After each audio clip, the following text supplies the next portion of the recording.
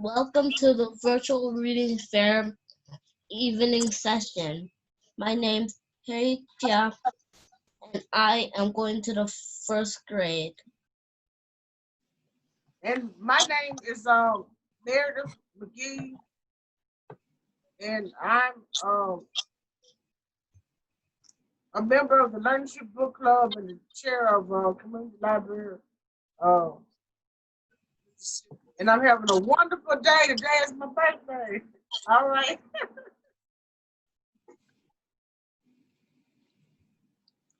I am Dr. Janice Neal Vincent, University professor, performance artist, and happy to be back this afternoon. Yes, I am Vicki Jenkins, and I'm a member of the Community Library, and I am the co-host, co-chair, rather, excuse me, of the virtual reading fair.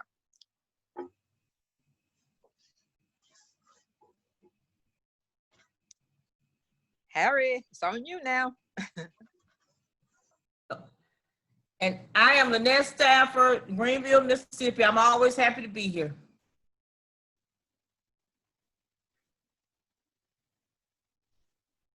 Who wants to read first? I'll read first. Okay. Thank you. Okay, we've got a job, the 1963 Birmingham Children's March, Cynthia Levinson.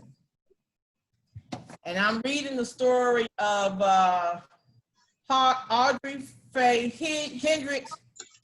And this is a continuation of children's stories, children's experiences from the 1963 Birmingham Children's March.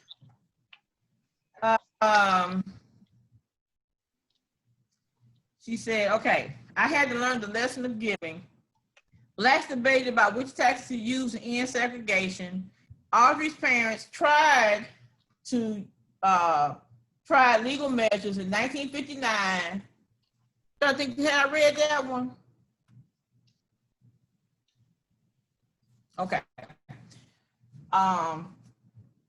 In 1959, they sued the city of Birmingham to integrate its public parks.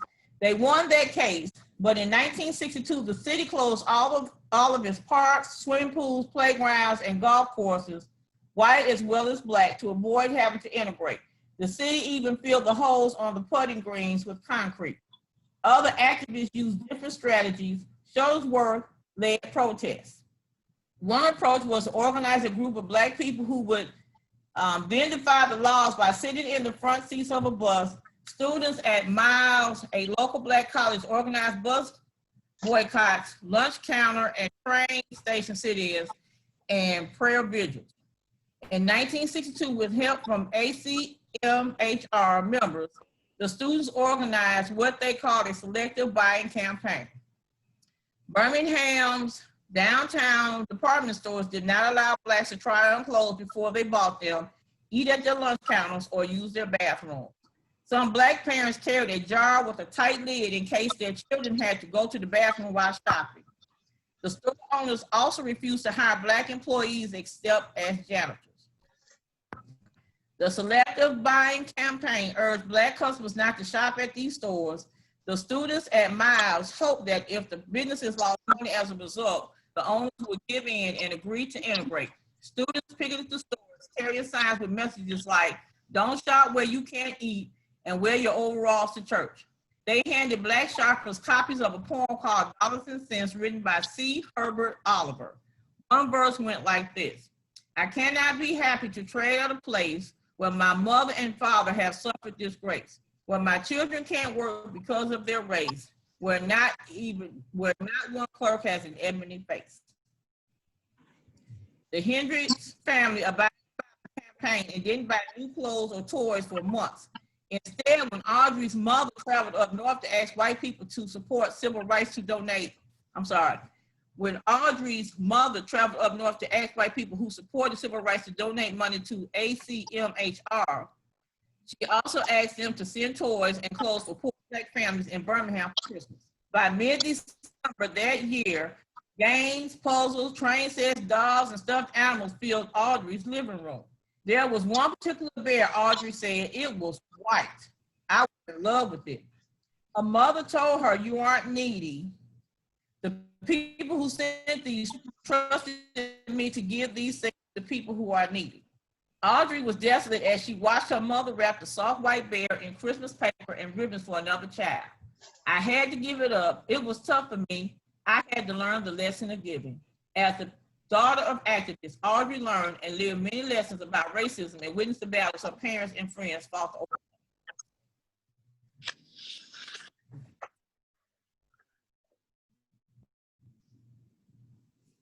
Show you a couple of pictures. Let's see.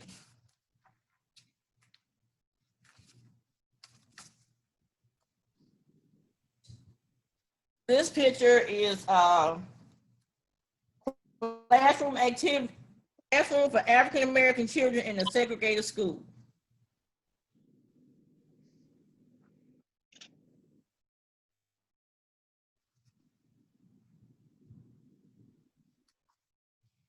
Reverend Fred Shuttlesworth speaks to supporters, 1957.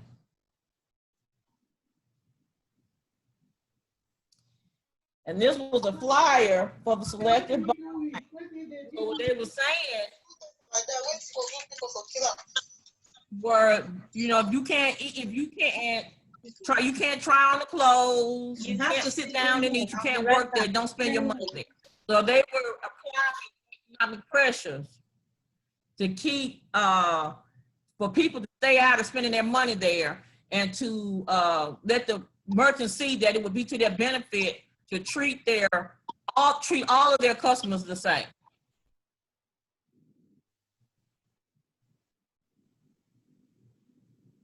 Any questions?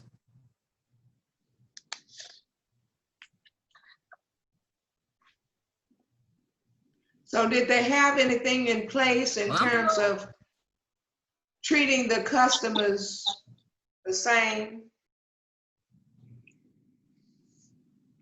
Did they have anything in? That's why there was a selective buying. They're saying that if you can't treat all of your customers the same, then we're not going to spend our money with you. If I'm not good enough to try on the clothes I'm buying, if I'm not good enough to sit at the table to eat the lunch that I'm purchasing, and I'm not good enough to work in your store, then my money is too good to spend at your place of business. Okay.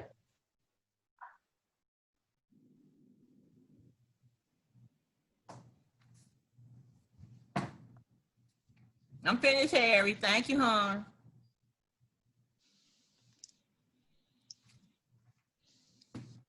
I'm not gonna read this afternoon. I'm just not gonna read this afternoon. I'm gonna just leave it to Harry. Well, I will share a story from. Okay, you want to make another comment? Book.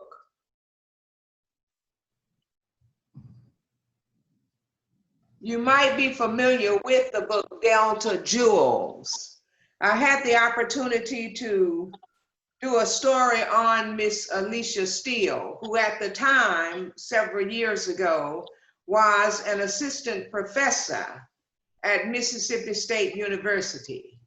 Miss Steele is biracial, and she says in the beginning of the book, Delta Jewels, that she really wanted to get her grandmother's story, but she never took the time or was able to get the story.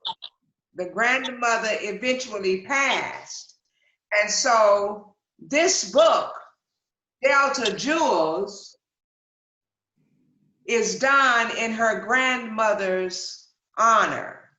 What she did was to interview lots of African-American senior citizens, 65 and up, regarding their stories for their lives. And I have chosen one of the stories to share today. This is called Mrs. Viola J. Sisson. She was 85 at the time, Mrs. Viola J. Sisson. Mrs. Sisson is the sister of Mississippi Senator David Jordan. Several attempts have been made on his life because of his involvement with the civil rights movement. His house was shot at as recently as 2011. His car was edged and his home has been broken into on numerous occasions. Has Mississippi really changed for the better? I asked myself. Will it ever truly change? I wanted to hear about this history from Mrs. Sisson, but I didn't want her to think that was the only reason I asked to interview her. I'm curious to know about this tall and slender woman who walks outside to greet me in her driveway. She's cheerful and happy to see me. I'm going to show you a picture of Mrs. Viola Sisson.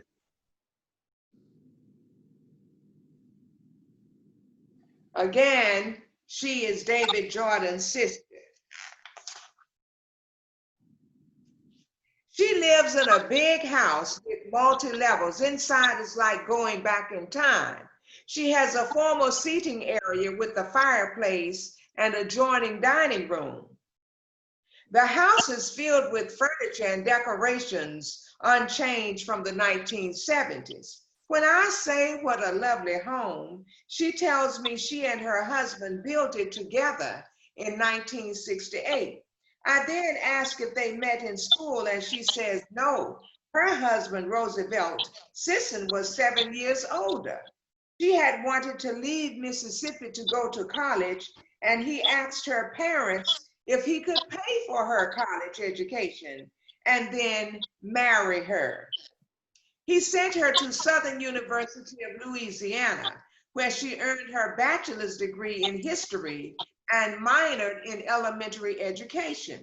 She takes pride that she married an educated man. He graduated with a PhD from Ohio University in Athens, Ohio, she says. Have you heard of it? I chuckle. Mrs. Sisson, I graduated from there with my master's degree. It's a small world, isn't it? We laugh and recall hard times. While girls were out having a good time, I was studying because I wanted to fit and help my parents. When she finished school, she got a job as a teacher and gave her parents money to help them out. I was the child they could depend on. She was the middle child of 5, the only girl. It's funny, when I was a little girl, my mama had to tell me I was a little girl. I was a tomboy. I used to swim in the river with my brothers. You weren't afraid of snakes or anything? No, she laughs. My brothers weren't going to let anything or anyone bother me. Her mother told her to stop playing with the boys when she was 12 years old, made her wear dresses and said, brought me Shirley Temple dresses.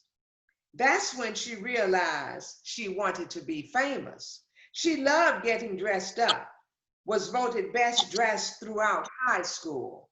I wanted to be a movie star, and I wanted to open me a school for teaching fashion. I had so many favorite movie stars, Judy Garland and Elizabeth Taylor. It would have been different for a Black woman. I couldn't go to the school I wanted to go to because we didn't have the money. I wanted to go to a modeling school, anywhere there was a modeling school. I wanted to be like them. They were foxy and they were neat and they wore pretty clothes, and I wanted to be like them. I saw only the whites on television. There weren't many Blacks in the movies. I liked Eartha Kitt because she was Black and she was a beauty star. Mama worked for the white people, and they had some nieces would wear dresses just one time. Then they would give them to Mama for me. I was the best dressed girl every year in high school. Mama got me out of a tomboy early, about 12 years old, and put me on the right track. They dresses were pretty. White people bought them for their children, and Mama brought them home to me. Many Black people couldn't buy them. They had ruffles around them. They were way out and full dresses. I had blue and pink dresses. They had different colors, and the pink one was my favorite. The bow didn't tie behind. That's why I liked it. No bows. I wanted to be grown. I used to run from the boys, though. Mama told me they were bad. Mrs. Sisson is delightful and we laughed during our time together. However, she is self-conscious, quiet, and still when I take her photos, not the diva I expected. For someone who wanted to be a model, you are getting shy on me. This is your moment to strike a pose, I joke. I want her to relax, and I know she has deeper things to talk about than movies or modeling. Mrs. Sisson, were times hard for your family during the civil rights movement? Yes. Then she shakes her head while reflecting. That's all she does, just shakes her head. After a moment or two, she says that she was an educator for Greenwood School District for 35 years. Blacks knew what they wanted. We wanted the same salaries. I know we get paid less. I don't know what they, whites, were paid, but I know we were paid less. And titles were not used before the Black teachers' names. That bothered her. Whites not respecting the Blacks and using their titles, whether Mrs. or Doctor, bothered all of the jewels. Mrs. Sisson shares that the principal still called her the N-word in 1980. I'm shocked. Wait, you mean to tell me that he called you that in 1980? Yes, she confirms, and informs me that integration came in 1970, but there were still problems in 1980. When asked if it was hard to teach white students, she replied, there weren't that many white students, maybe 4 or 5. Most whites left the school districts then. They left the schools when Blacks integrated. It was expected. It was 7 teachers, and we went downtown one evening after school and we marched. Wasn't nothing but 180 teachers in the school system, but there were 7 that marched. I was marching because the superintendent wouldn't put the title before our names, like Mrs. Sisson. When he got around the white people, he would call me Viola, the nigger girl. We marched for that. 1, the reasons. I marched to get equal rights. I didn't like the water fountain when you go in the store to buy something, colored over there, white over here. I didn't like that. When we walked in a store as a group of girls and there was a group of white girls, they would push us aside and wait on them first. You were standing there first and the salesman walk around and get someone else first. You be last and you were there first. Ooh, me, and I get mad. Mama told me just to be peaceful and don't go around in town acting ugly. She was afraid I would get hurt. She always said, let God fix it.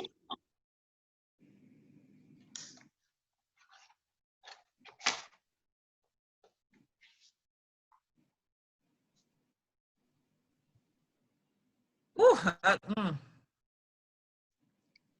So, who wrote that, well, Shannon? Okay, this is Vernon Jordan's sister, Mrs. Viola Sisson.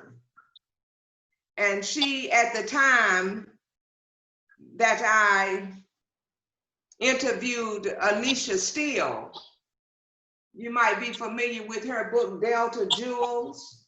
I heard of it.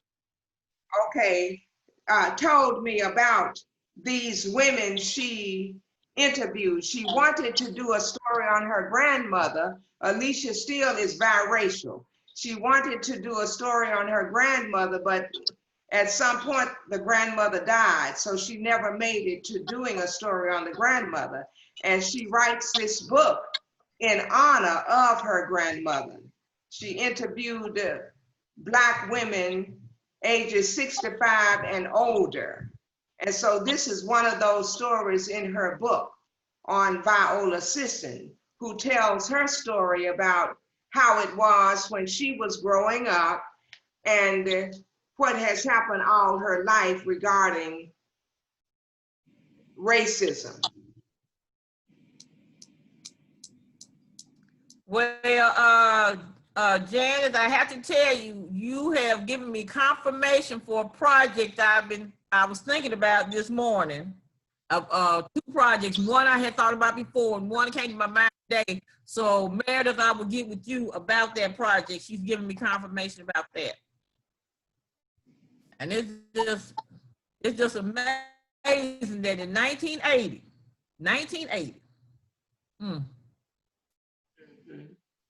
and I remember reading, I'm not from here, and I remember reading an article a few years ago about how the academies, integration came in the spring and the academies were up in the fall. I said, oh, those folks were rolling. They moved quickly.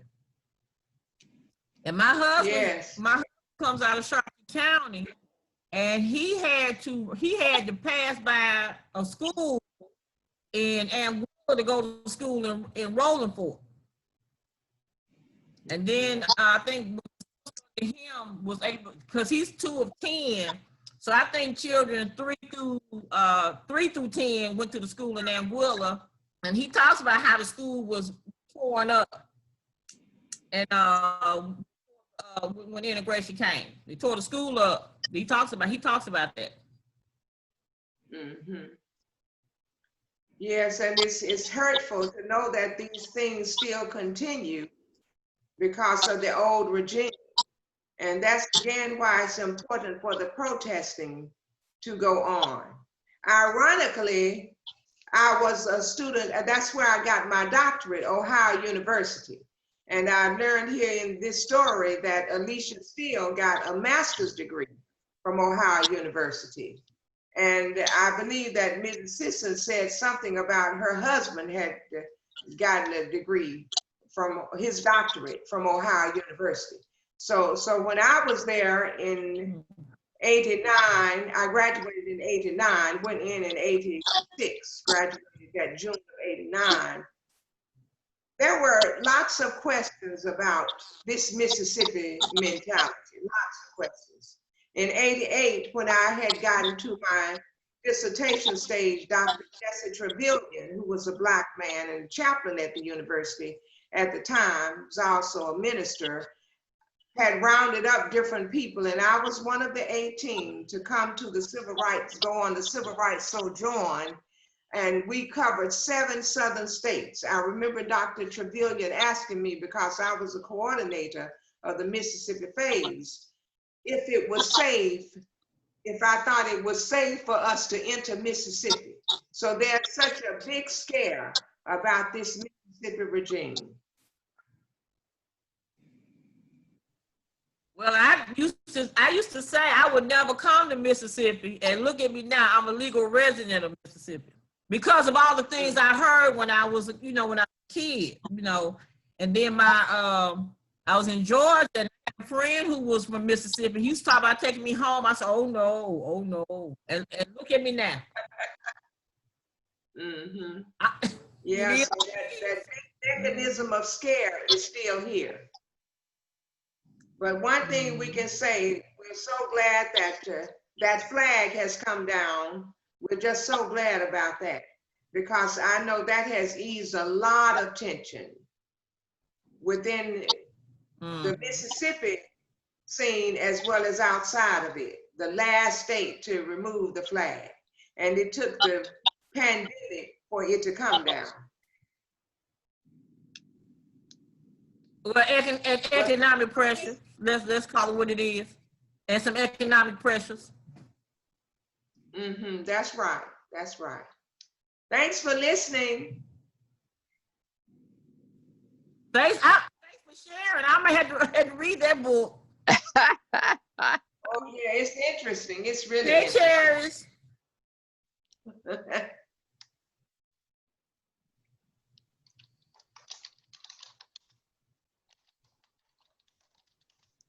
Was someone mentioned at being at Mississippi State during that time? Who was at Mississippi State? Okay, Alicia Steele was at that time an assistant professor at Mississippi State when she did this book.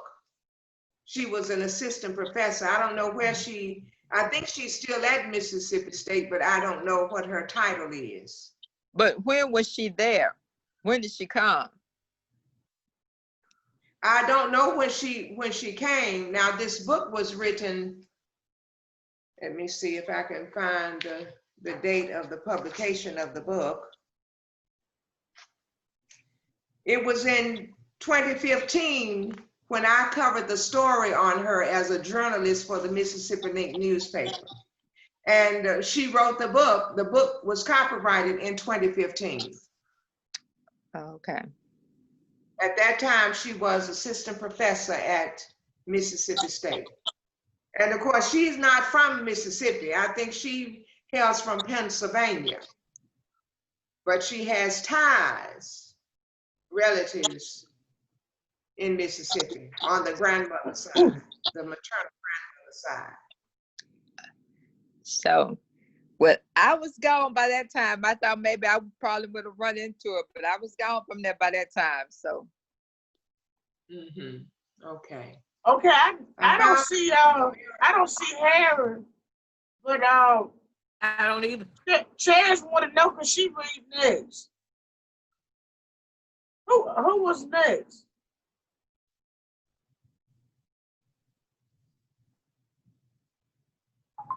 Cherries. Cherish can go next. Okay, Cherish, you can go ahead and read. This one. I'm looking for Harry, but just go ahead and read. I'm going to start continuing from the first 10 pages I read the last meeting. It's on Jeremiah Stilton. Okay, read a little louder. Yes, ma'am. The story I'm going to read is from Jeremiah Stilton. It's called Watch Your Whiskers, Stilton. And I'm going to continue from the first 10 pages that I was reading on the last meeting. It was about a one-eyed rat who was taking his publishing and using it as his own. I am coming back to take over Stilton's publishing. Is that clear? How was I supposed to save the company from a mysterious one-eyed rat? I started to protest, but Grandfather, stop squeaking and get moving. Grandfather William yelled. Then he hung up on me. I felt pretty terrible.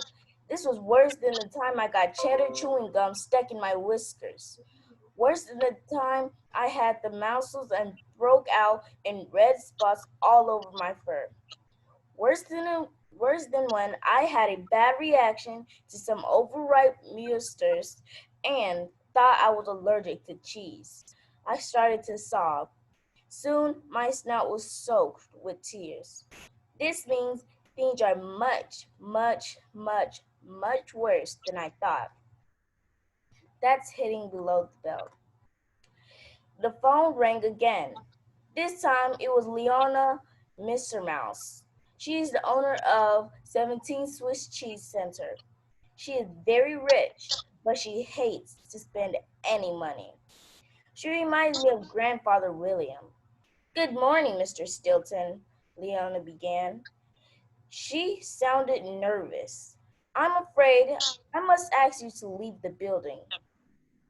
This morning, a one-eyed rat offered me an enormous amount of money to rent out your office. Of course, I said yes. I felt like I had been hit by a cheese truck. What? Are you kicking us out of this building? I'm ever so sorry, said Leona. But she didn't sound sorry. I would like you to leave as soon as possible. The new owner's furniture will be there this afternoon. This afternoon? I squeaked louder than the mouse whose tail has been run over by a cheese delivery truck. This is outrageous. My anger did not seem to bother Leona Miss Sermis. Business is business, Mr. Stilton, she said. The owner of the Roaring Rat offered me so much money, I couldn't say no. I hung up the phone. I fell back into my chair. I thumped my snout on the desk. Things are much, much, much, much, much worse than I thought, I moaned. He should be ashamed of himself. The phone rang again. I picked it up. What now? I squeaked. I just knew it to be more bad news. I was right. On the other end was Ledger Money Mouse. He was the manager of Rataley's bank. The Rhodes Gazette borrowed a lot of money from Rataley's. I knew what was coming. I bet you were going to tell me that you're calling in off all our loans, I said. Money Mouse squeaked in surprise. Yes. I kept going. And I bet you're going to tell me you're sorry, but we can't borrow money from you anymore. Yes, yes. I went on. And I bet you're going to tell me that Ratley's bank was bought by One-Eyed Rat. Yes? Money Mouse shouted. I shouted right back at him. Tell him he is not playing fair. He should be ashamed of himself, whoever he is. I slammed down the phone. My whiskers were dropping. My paws were shaking. This means things were much, much, much, much, much, much worse than I thought. I wailed. We're in big trouble. I couldn't take the stress anymore. Things were moving fast, too fast, faster than a hamster on a treadmill, faster than being chased by a cat, faster than New Mouse City's annual rat race. I fainted. Mousella took a piece of blue cheese and waved it under my nose. The strong smell woke me up. I could hear my staff members muttering, "Who is this mysterious rat? Why does he want to ruin the Rodents Gazette?" I came to my senses. Here's a picture of Marcelo putting blue cheese in his nose.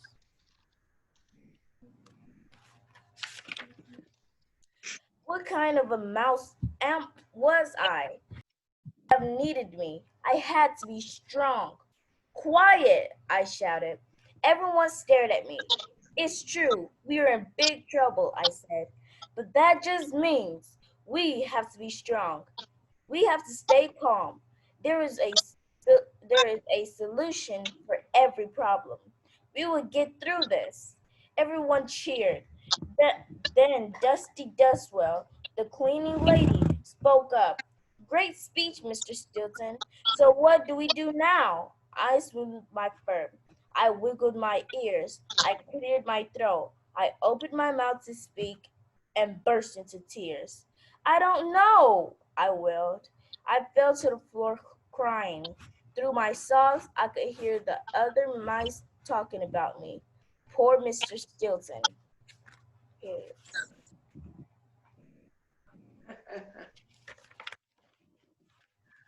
After all he has done for the company, what will cheap Mouse Willie have to say about this? I am sure he will do something terrible to Geronimo. This is worse than a hunk of Swiss cheese with no holes. Worse than being caught in a rat trap. Worse than a cheeseburger with no cheese. Slimy Swiss rolls. I'm glad I'm not in Mr. Stilton's fur right now. Mouse tears. The door to my office flew open. My sister Thea burst into the room. She is the special correspondent for the Rodents Gazette. She held my favorite nephew, Benjamin, by the paw. "Gary Barry," she yelled, "dry those tears. There is no time for sniveling. You must do something, now." Benjamin ran up to me. "Yes, Uncle Geronimo, you must do something right now before it's too late." I squeaked, my tears-soaked handkerchief. I saw a salty puddle had formed at my feet. But what can I do? I sobbed. Thea scolded me. Shame on you, Geronimo. Snap out of it. You can't let the company go down without a fight. Thea was right. I wiped my whiskers. Then I turned to my staff. Friends, I began, choking back tears. We have known one another for a long time. We have shared good things and bad times. Here at the Rhodes Gazette, we are a team. Today, I knew my team more than ever. Can I count on your help? The staff was silent for a moment. Then they all shouted, yes! I knew this. I knew this was an important moment. I had the staff behind me. We had to do something. It was now or never. I glanced at a copy of the Rhodes Gazette from the day before. This page was open to the classic feeds. Out of the corner of my eye, I noticed an ad. Wash your whiskers. Here comes Shifty Paws. Looking for a solution to poor discrimination? Is is business so bad you're worried and sad? Cheer up, have no fear. Shifty Paws is here. When things are a mess, Shifty Paws is the best. The ad gave me an idea. I grabbed the paper, then I waved it in the air like a flag. If we can't sell our projects in bookstores and newsstands, we will find some other way to sell them, I announced. And I know just the mouse for the job, our old business manager, Shifty Paws. I swore on my collection of antique cheese rinds. We will pull through this. 3 cheers for the Rhodes Gazette. The staff let out a shout. Hooray, hooray, hooray, hooray for Geronimo Stilton. Hooray for the Rhodes Gazette. When you get right down to it. I called the number in the ad and left a message. Then I waited. I didn't have to wait long. 5 minutes later, I heard a voice outside of my door. Watch your whiskers. Here comes Shifty Paws. S is for super salesman. H is for happy times ahead. I is for improving your business. F is for fast results. T is for time to get moving. P is for put your paws together. A is for all is not lost. W is for watch your whiskers. And S is for stop your worrying. Shifty Paws is here. The door flew open. It slammed into my snout, crushing my whiskers. I stuck to the door like cheese on pizza. Then I slid to the floor and fainted. Marcella revived me with more blue cheese. I opened my eyes and saw the mouse who had flung the door open. He was a tall rodent wearing a gray suit and striped tie. The top of his head was as round and furless as a ball of mozzarella. Wire-rimmed glass perched on the tip of my snout. Cell phones hung all over him like ornaments on a Christmas tree. He had a yellow cell phone behind his right ear, a red cell phone in his pocket of his jacket, a blue one in his shirt pocket, a green one in his back pants pocket, and a pink cell phone hung around his neck.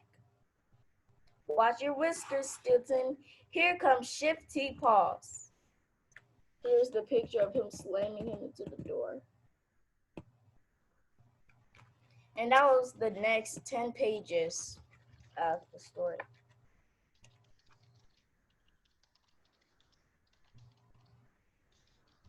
Thank you, ma'am. Thank you, ma'am. Very nice. Uh-huh. We're enjoying your story. Yeah. It's so You are funny. fantastic. Uh-huh. Can you give us an update from this 10 pages to the first 20 pages that you read?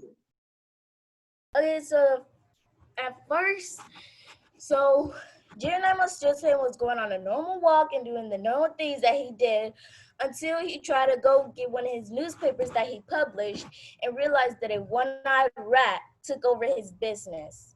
He destroyed all his businesses in the whole city. Every place was taken over. His stuff weren't selling. The only thing that was selling was the one-eyed rat's newspapers. Even his office was getting rented by the one-eyed rat, so he had no place to stay or work.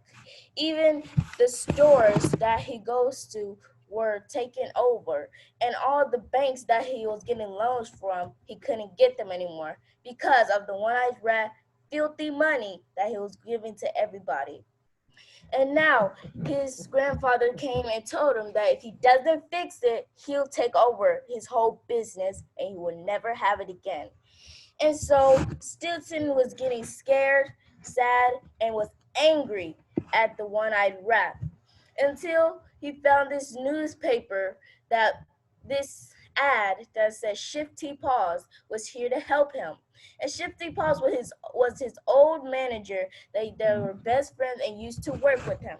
So he called him, and then Shifty Paws did not answer until he appeared at his door and slammed it in his face, and he fainted. But came back, and they started to talk.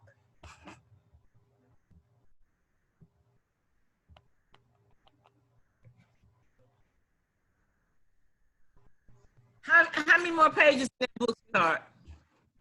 The pages, there are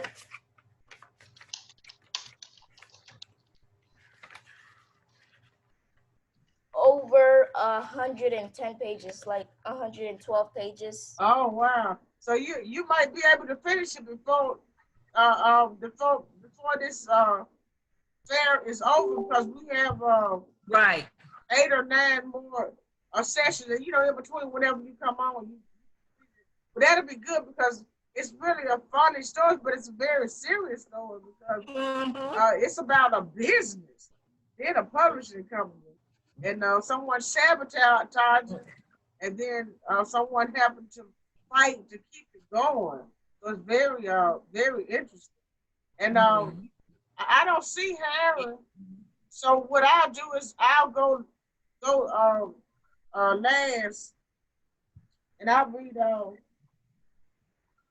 1 or 2 paragraphs. Hold on a second. I'm interested to know how it progresses and how it ends. Yes. Yes, it's a very good story. And thanks for coming on, Cheers. Mm-hmm.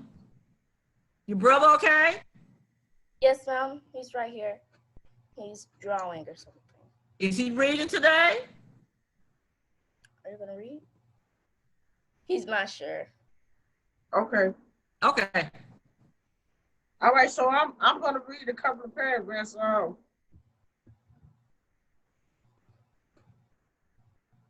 Hey, Clarence.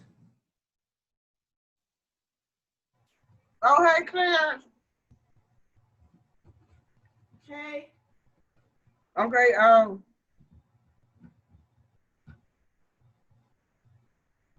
Okay. I'm catching up from the last paragraph. Daddy told me white historians consider Mr. Jackson a hero because he helped the United States government force Indians from these lands to make room for white settlers. Mama said it is important to learn history even if we do not like what we learn. In the 1820s, the local government sold lots, which is a section of land, to new white settlers. By the middle of the 1830s, the city of Jackson was a wooded area with a dozen cabins and several buildings. Daddy said wars have been fought over land and power since the beginning of time. People die in wars. Daddy said great North African General Hannibal and the great king of South Africa, Shaka Zulu, led armies into battle. I read about them. I have over 150 books on my bookshelf in my bedroom. Hannibal and Shaka Zulu are African heroes. Some of the books in my room belong to my mother and my uncle Danny when they were children. Uncle Danny died from lupus when I was a baby. A picture of him holding me is on the wall in my room in a silver frame. So I'm gonna stop there and pick back up tomorrow morning in the Machina book capital. Are there any questions or comments about this part of the book? Okay. How did you decide to write your Machina series? Well, when I became an author, I started going out into the public a lot and talking to people in the public at libraries and at bookstores. And then I started learning that from teachers in particular, the Black children don't know our history and our culture. So I created the Moses Meredith Culture Arts Children book series to teach our history. I started with the Smith Robinson Museum, and that's because I visited the Smith Robinson Museum, and we took children. Some of them were from the Learning Tree Book Club to the Smith Robinson Museum and to the old Capitol Museum, and that's when we I really got the perspective from children of what the museum tour meant to them and how some of them were afraid to go. Some of the points of the machine character come from real experiences of children. So I went to museums with. We went to two museums with children in our book club, the House Museum and the old Capitol. But that's basically why. And some of the legislatures, white and black, bought this book, and they thought it was a great opening uh, into teaching children civics and government. Mm-hmm. Well, I meant to bring up to you about when you posted on Facebook about the museum walking tour, and they didn't have the Robinson with the Smith Robinson museum on there. Is there any kind of way you can put the museum on your map? Because like I never heard about it until I met you, and some people live there and don't know about it.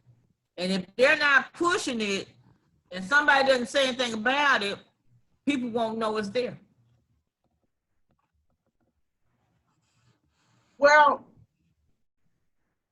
the whole point of their post is that walking trail excludes the Smith Robinson Museum, which when they give it to the Jackson Visitors Bureau, then all of the people that come to visit, they're going to drive all of the money to the state museums and not to see the Smith Robinson Museum is owned by the city of Jackson. When you pay to go to the Smith Robinson Museum, that money comes to the city of Jackson. When you go to all of the state museums, that money goes to the state, and you already see how the state distributes money and sends it back out. So my fight as a citizen is that the walking trail should include the Black Museum, which is owned by the city of Jackson. So you see, it's a little different. You see what I'm saying? It's economics. Right. So I'm agreeing. I saw your map and you were showing us where it was not included. But that's so their have you map. talked to? Yeah, that's their map. I know. I understand. Mm-hmm. That they would, that if you distribute a walking trail to people who come here from Canada, and believe me, people coming from all over the world. So it's economic. Economics is driving money. But anyway, that's a whole nother discussion. So I'm gonna end that, and I want to thank you all for participating, and I hope to see everybody, especially you, Cherish, in the morning at 11. Yes, ma'am. Okay, so Enjoy your birthday barbecue. Okay, then, yeah, it was very good. All right, then, well, y'all have a good one. You All too. right. All right, Happy birthday. class, we didn't you. Okay, then. Enjoy All you right, see all. you, Sharon. Hey, Sharon, did you get a chance to ever look at the video from the other day on YouTube? Yes, ma'am. Oh, you did find it. Very good. Okay. All right, we'll see you guys later. Thank you. It was good. I saw it All right. Friday. It was nice. Yes. Okay, then. Thank you. All right. Bye-bye.